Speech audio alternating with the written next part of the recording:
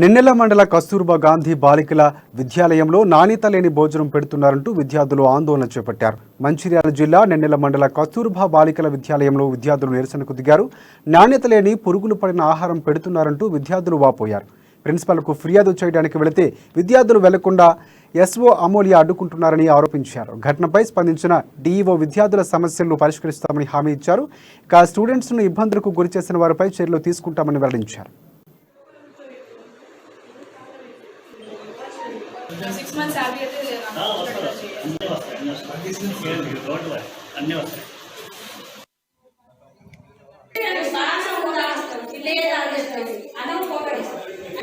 ఈరోజు టిఫిన్ గా ఏంటంటే ఓన్లీ కిచిడి మాత్రమే పెడుతున్నారు. కిచిడి ఉంటే టమాటా బాత్ మాత్రమే.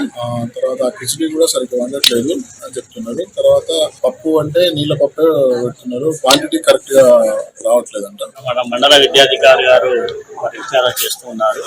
మరి వచ్చినటువంటి సమాచారం ఏదంటే ఇక్కడ ఉన్నటువంటి ఏదైతే పిల్లలకు నాణ్యత కలిగినటువంటి ఆహారం అందించలేదంటే ఒక విషయం.